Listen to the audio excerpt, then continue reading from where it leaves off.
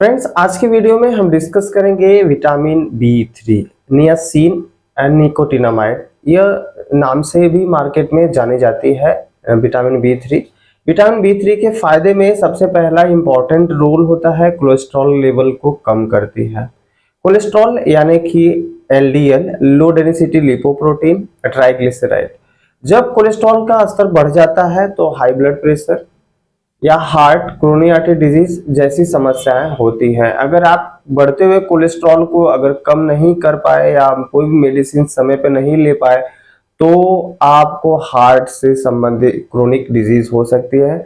In case heart failure की भी स्थिति का सामना करना पड़ सकता है। यह एचडीएल यानी कि गुड कोलेस्ट्रॉल कह सकते हैं आप, अच्छे कोलेस्ट्रॉल के स्तर को बढ़ाकर काम करता है। जब अच्छे कोलेस्ट्रॉल का स्तर आपके शरीर में बढ़ा होगा या मेंटेन रहेगा तो आपके हृदय रोग के जो चांसेस हैं वह कम हो जाएंगे। फ्रेंड्स, यह हमारे शरीर में ऊर्जा के स्तर को बढ़ाता है, इम्यूनिटी को बूस्ट करता है, थकान कमजोरी को सही करने का भी काम करता है, शरीर के नसों को मजबूत करता है यानी कि सीएनएस एंड एएनएस, यह दोनों पर काम करता है। हमारे सीएनएस और एएनएस को मजबूत करता है। जो हमारे शरीर में नसों का जाल फैला हुआ है, नसों की कमजोरी अगर आपके शरीर में होगी तो आपको सीएनएस से संबंधित बहुत सारी डिजीज या बीमारियां हो सकती हैं। और इसका इस्तेमाल कहाँ पे किया जाता है? स्किन डिजीज में, जैसे कि एक्जिमा हो गया या फंगल इन्फेक्शन हो गया या स्किन से संबंधित कोई भी डिजीज या बीमारी है तो उस बीमारियों में भी हम बी 3 को दे सकते हैं पेशेंट को। बी 3 स्किन केयरिंग टैबलेट या स्किन केयर सप्लीमेंट के तौर पे भी इसको हम जानते हैं। और विटामिन बी 3 का इस्तेमाल हम याददाश्त अगर आपकी कमज़ोर है तो जो मेमोरी लॉस वाले पेशेंट हैं जिसको याददाश्त बहुत वीक हो गई है, याद कुछ भी नहीं रहता, तो ऐसे कंडीशंस में भी हम इस मेडिसिन को पेशेंट को देते हैं। यह ब्रेन फंक्शनिंग के लिए बहुत ही बढ़िया काम करती है।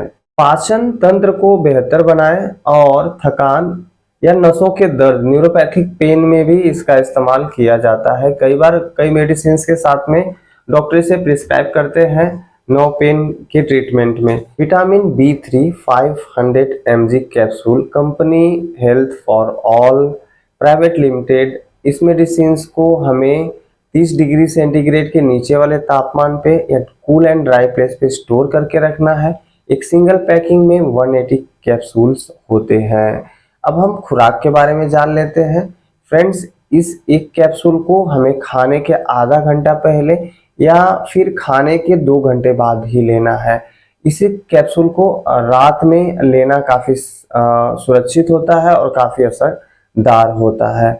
अब हम बात करेंगे साइड इफ़ेक्ट्स के बारे में। फ्रेंड्स, अगर इस कैप्सूल को ले रहे हो आप तो आपके शरीर पे लाल चकत्ते, इचिंग की समस्या हो सकती है, फ्लशिंग यानी कि पसीना हो सकता है, पेट दर्द हो सकता है, थोड़ा बहुत चक्कर आ सकता है। ऐसी समस्याएं अगर समय पे रहते डिसअपीयर हो जाए या विलुप्त हो जाए तो कोई भी चिंता करने योग्य बात नहीं है। अगर ऐसा ना हो तो फिर आप अपने नज़दीकी डॉक्टर या फिर आप अपने फार्मासिस्ट से परामर्श ले सकते हैं। अब हम बात करते हैं कुछ सावधानियों के बारे में। फ्रेंड्स, इस मेडिसिन को अगर आप ले रहे हैं तो इससे पहले आपको कुछ सावधानियां ध्यान देनी होगी। अगर आप क्रोनिक हार्ट फेल्योर वाले पेशेंट हैं या क्रोनिक हार्ट डिजीज वाले हैं तो आप इसे बिल्कुल ना लें। अगर आपको क्रोनिक किडनी फेल्योर या क्रोनिक किडनी डिजीज है तो ना लें। क्रोनिक लीवर डिजीज है तो ना लें। इस मेडिसिन को अल्कोहल या किसी नशीले पदार्थ के साथ बिल्कुल ना लें। अगर आप ऐसा करते हैं तो आपको आपके स्वास्थ्य पे काफ़ी बुरा असर पड़ सकता है। फ्रेंड्स, वीडियो कैसी लगी? अगर वीडियो अच्छी लगी हो तो प्लीज़ हमारे चैनल को लाइक, शेयर और सब्सक्राइब करना भूलें। Thank you so much for watching my video till and.